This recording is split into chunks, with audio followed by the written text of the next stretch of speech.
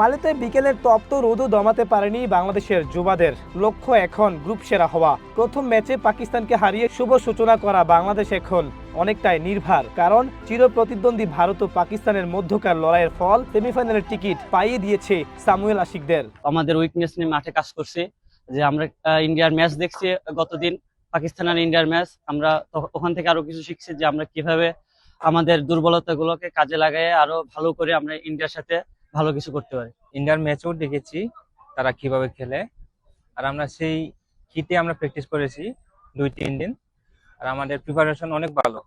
কালকে আমাদের ইন্ডিয়ার সাথে ম্যাচ, আমাদের প্রস্তুতি অনেক ভালো। শুক্রবার বিকেলে অনুশীলনের মূল ফোকাস ছিল ফিটনেস আর ট্যাকটিক্যাল ড্রিল। ভারতের শক্তিশালী আক্রমণ ভাগ রুখতে রক্ষণকে যেমন সতর্ক করা হয়েছে, তেমনি মাঝ মাঠ থেকে বল যোগানোর কৌশলও ছিল বাড়তি জোর। আমরা অনেক দিক দিয়ে ফোকাস করছি, নট জাস্ট আমাদের অন দ্য ফিল্ড ট্যাকটিক্স। আমরা ভিডিও সেশন করছি, পাকিস্তানের খেলার অ্যানালিসিস করেছি, আমাদের যে খেলা ছিল, এবং পাকিস্তান ইন্ডিয়া যে খেলাটা হয়েছে ওইটারও আমরা ইনডেপথ অ্যানালিসিস করে আমরা দেখেছি যে আমরা ইন্ডিয়াকে কিভাবে অ্যাটাক করব, ওদের ডিফেন্সিভ উইকনেসগুলি কি এবং ওনাদের অফেন্সিভ স্ট্রেংথগুলি কি, এগুলো আমরা কিভাবে কাউন্টার করব এবং ডিফেন্ড করব।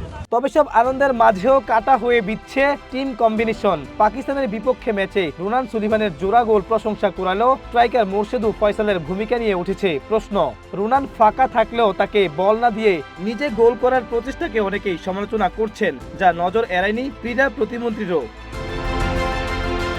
এদিকে এই গ্রুপ থেকে এরই মধ্যে সেমিফাইনাল নিশ্চিত করেছে স্বাগতিক নেপাল। আগামী 3রা এপ্রিল পর্দা নামবে 7 দলের এই লড়াইয়ের। শনিবার বাংলাদেশ সময় 4:45টায় মুখোমুখি হবে দুদল।